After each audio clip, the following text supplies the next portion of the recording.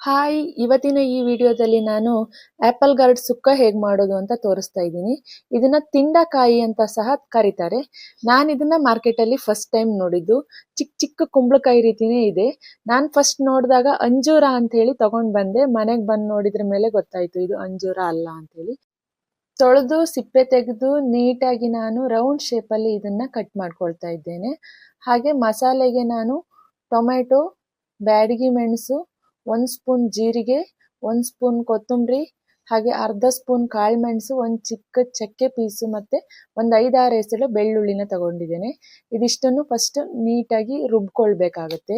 ನೀವು ಇದ್ರದ್ದು ಬೇರೆ ಯಾವುದಾದ್ರೂ ರೆಸಿಪೀಸ್ ಮಾಡಿದ್ರೆ ದಯವಿಟ್ಟು ನನ್ನ ಜೊತೆ ಶೇರ್ ಮಾಡಿ. ಹಾಗೆ ಯಾವ ರೀತಿ ಇದ್ರದ್ದು ರೆಸಿಪಿ ಎಲ್ಲ ಮಾಡಿದ್ರೆ ಚೆನ್ನಾಗಾಗುತ್ತೆ ಅಂತೇಳಿ ನನಗೂ ಕೂಡ ತಿಳಿಸಿ. ಬಟ್ ನಾನು ಮಾಡಿರುವಂಥ ಈ ಸುಕ್ಕ ಟೇಸ್ಟ್ ಅಂತೂ ಸೂಪರ್ ಅಂದರೆ ಸೂಪರ್ ಆಗಿತ್ತು. ನಾನು ಫಸ್ಟ್ ಟೈಮ್ ಯೂಸ್ ಮಾಡಿದ್ದು, ಬಟ್ ನೆಕ್ಸ್ಟ್ ಟೈಮು ನಾನು ಯೂಸ್ ಮಾಡಬಹುದು ಅನ್ನೋಷ್ಟು ಖುಷಿ ಕೊಡ್ತು.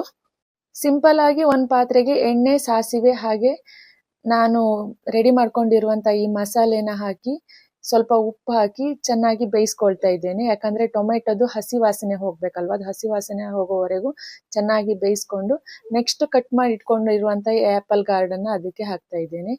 ಇದು ಸ್ವಲ್ಪ ಟೇಸ್ಟಲ್ಲೂ ಕೂಡ ಕುಂಬಳಕಾಯಿ ರೀತಿಯೇ ಇರೋದ್ರಿಂದ ಉಪ್ಪು ಹುಳಿ ಖಾರ ಚೆನ್ನಾಗಿ ಹಿಡಿಬೇಕಾಗತ್ತೆ. ಇದು ಇವಾಗ ರೆಡಿ ಆಗಿದೆ. ಸ್ವಲ್ಪ ಕೊತ್ತಂಬರಿ ಸೊಪ್ಪು ಹಾಕಿ ಗಾರ್ನಿಷ್ ಮಾಡಿದರೆ ಆಯಿತು. Thank you.